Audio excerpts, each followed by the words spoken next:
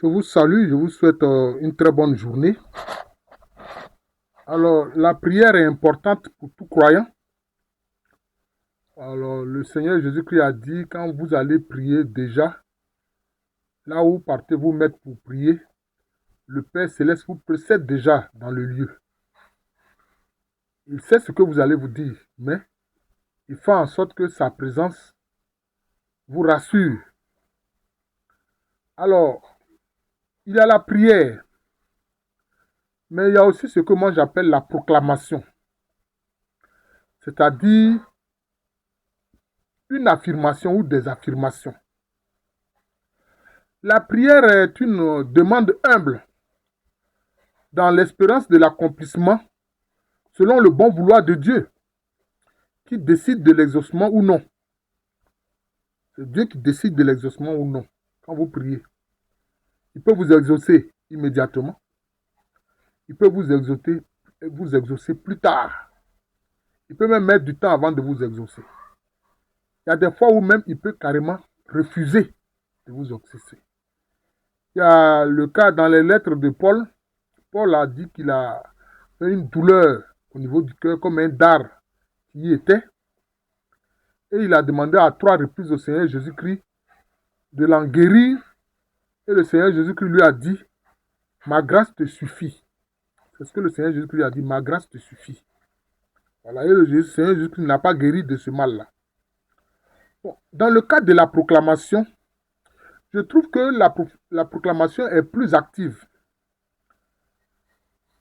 C'est une affirmation qu'on fait.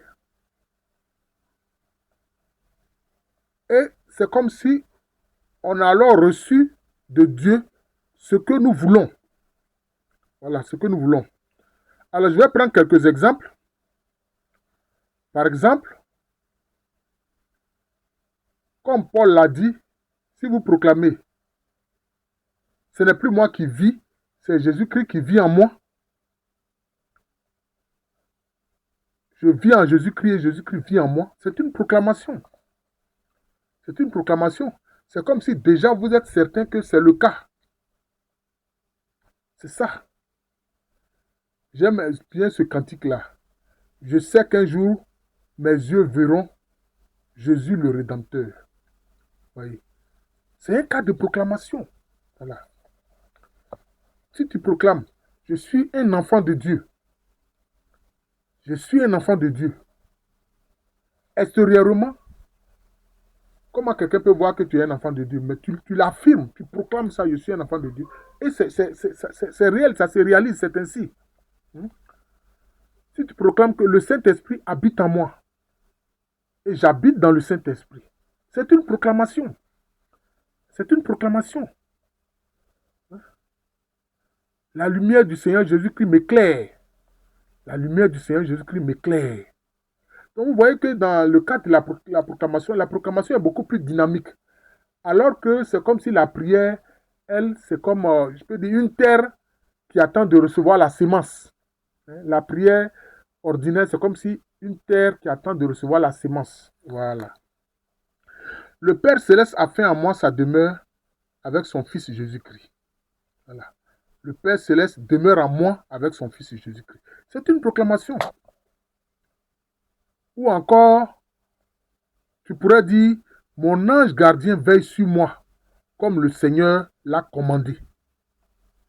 Mon ange gardien veille sur moi, comme le Seigneur l'a commandé. Donc, on peut dire que la proclamation est beaucoup plus active, alors que la prière est un peu passive. Mais, comme je l'ai dit, la prière est liée déjà quoi? À l'espérance de l'exaucement. Ça aussi, c'est important. Voilà. C'est ça. La proclamation semble un peu plus active. Dans la proclamation, on affirme posséder déjà ce que l'on voudrait, ce que l'on espère. Et cela est tout à fait conforme à ce que le Seigneur Jésus-Christ a dit. Hein? Quand vous avez prié, soyez assurés que vous avez déjà obtenu ce que vous avez demandé. Hein? Ayez l'assurance que vous avez obtenu ce que vous avez demandé. Même si vous ne le voyez pas encore avec vos yeux de chair. Parce que les choses partent de l'invisible avant de venir à ce qui est visible. C'est comme ça. Voilà. C'est comme ça. Voilà. Donc, c'est cet aspect-là, hein, de ces deux façons de vouloir des choses auprès du Seigneur, auprès de Dieu, que j'ai voulu mettre ici en exergue. Je vous souhaite encore une très bonne journée.